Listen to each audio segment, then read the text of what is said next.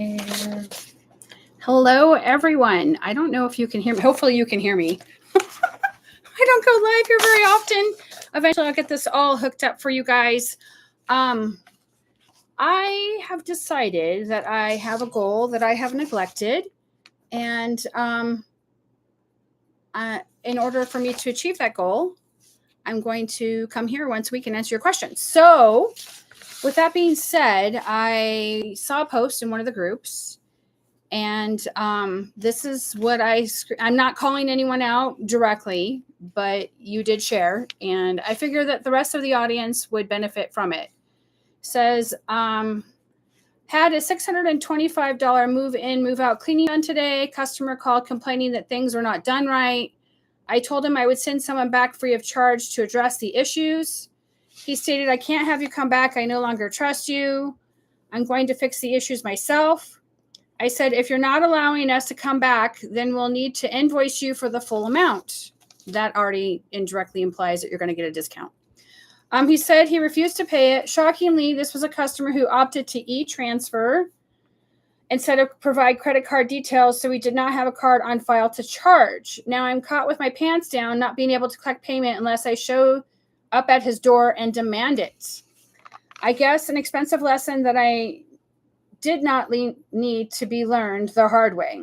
To anyone starting a new cleaning company where cash flows might be tight, e-transfer Venmo is not the ideal solution if you must collect payment upfront. Now for the conversation with my cleaners.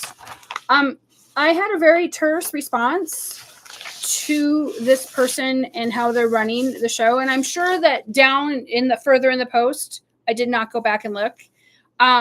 There were going to be more options of maybe this person did in fact pay her cleaners, but this was my response. It says, hi, sorry, I can't pay you. Doesn't fly with anyone.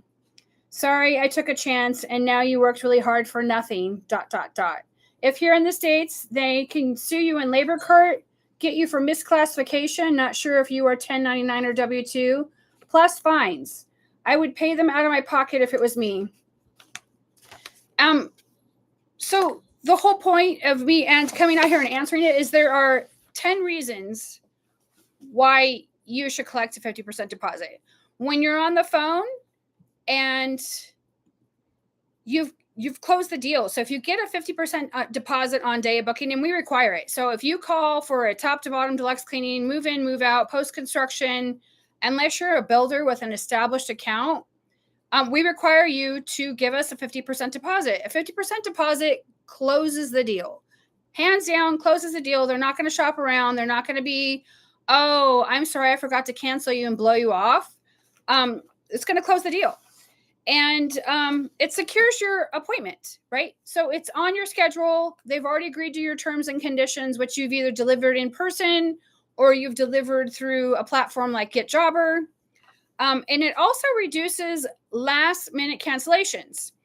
There's nothing worse than having your crew show up to a house. They've gotten all gussied up in their uniforms or no uniforms, and they've unloaded their car and they're at the door and they go, oh, sorry, I canceled it, and slam the door in their face. So you want to make sure that that doesn't happen. So when you get a 50% deposit on day of booking, it secures that they don't slam the door in their face. There's also show-up fees and last-minute cancellation fees. There's a lot of fees that go on with scheduling one-time cleaning jobs because they take up so much time, a larger block of time on your schedule, and you can't easily resell the spot unless you currently have a wait list.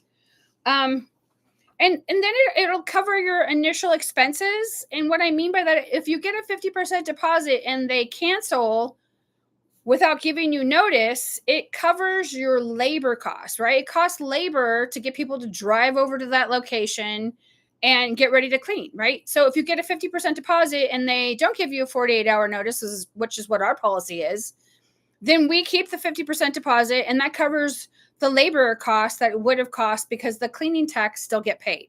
In my business, the cleaning techs always get paid. They're the golden unicorns. That the house takes the hit is what it's called in the casino land. So you want to make sure that you are getting enough money to cover those expenses. There's a show-up fee and a booking fee and all these other things that go along with that inside the contract. And then when you get a 50% deposit on day of booking, or in some cases, 100% deposit on day of booking, it minimizes the no-shows, right? You get up there and you're knocking, they're knocking on the door. Hello, knock, knock, knock, knock, knock, Mrs. Smith, Mrs. Smith. And then you finally get them on the phone an hour and a half later, like, oh, I forgot all about that. I'm out having lunch with my girlfriend, Susan, right? So you're having this whole dynamic of, I just got blown off. I just wasted my labor. I just wasted my labor, or whoever's doing the scheduling. And it becomes this weird dynamic, right? And the homeowner's like, whatever, see you later. I'm out to lunch with my friend Susan. And when you take a 50% deposit, it indirectly establishes value that your time is money.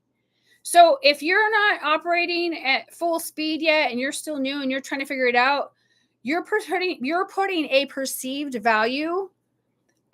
Sorry, my hair's all messed up because of the wind and everything else. Perceived value on what your time is. Your time is money, and money has value, right? It signals that your services are valuable and that they're not free. A lot of people still to this day in 2025 think that our services should be for free. I can't tell you how many times I've seen online where people go, oh, well, I have a budget of $15 an hour. Well, that's great. But $15 an hour isn't going to get you a professional per se. A business has all of these expenses. An independent doesn't have as high expenses, but they still have expenses. So $15 an hour, I mean, you can go to any grocery store and make probably 18 right now. So make sure that you are establishing value. And then it encourages commitment. It's not a gotcha. I gotcha.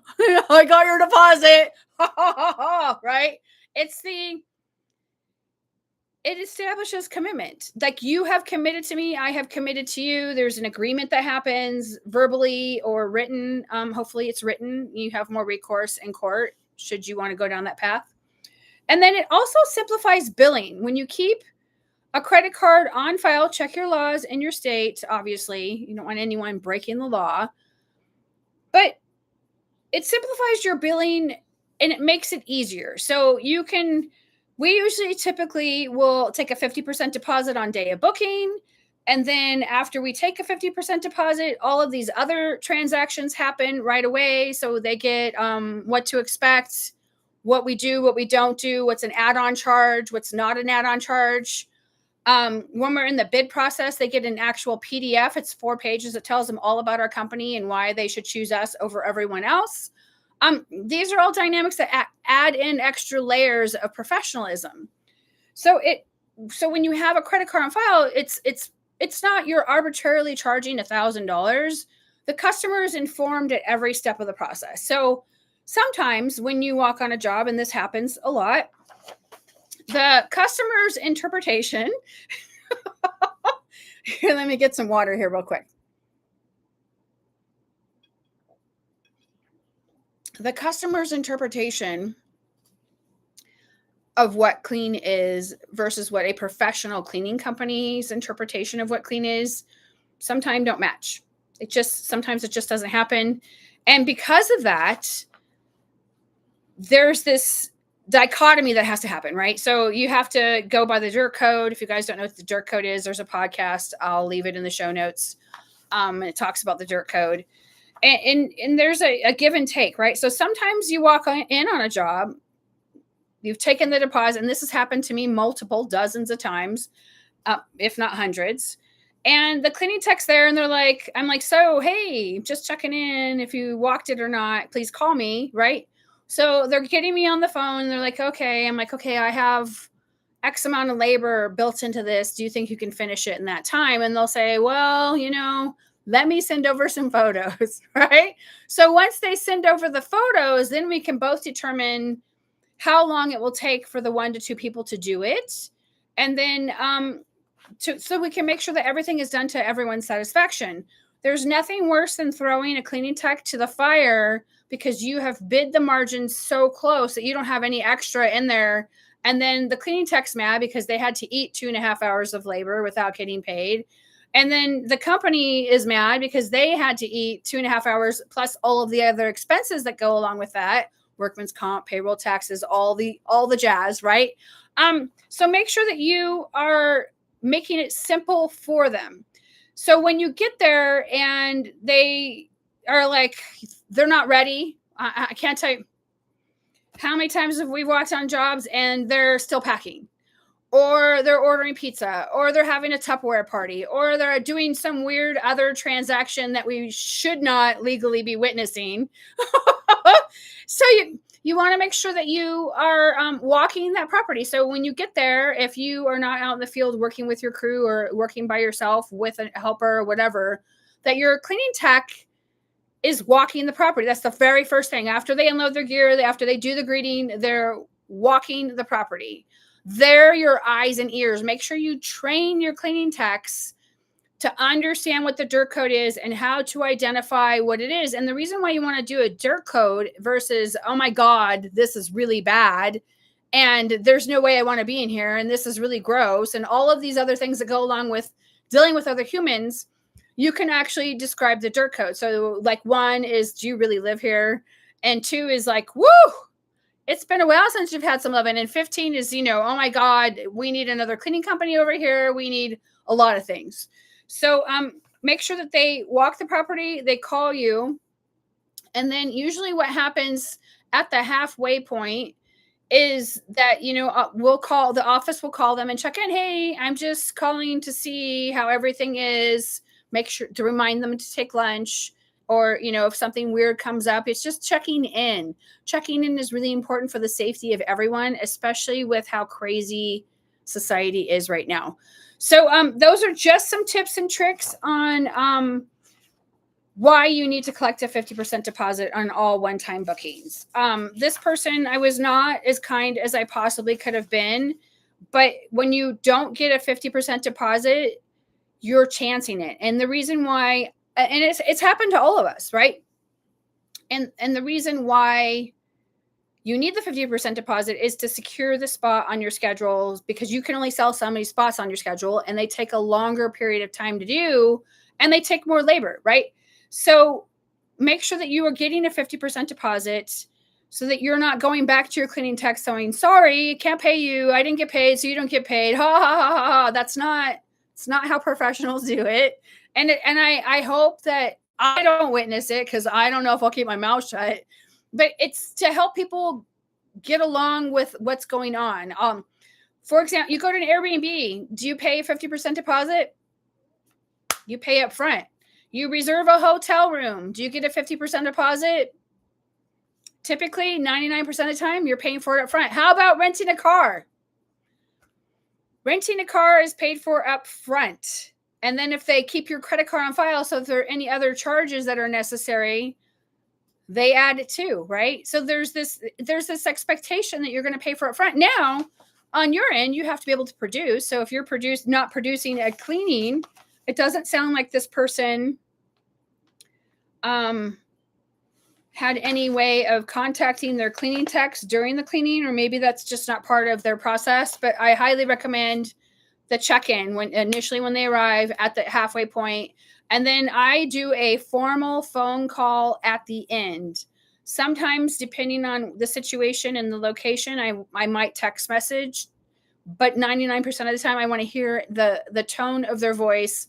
I want to make sure that we nailed it so that we can get a 5-star review.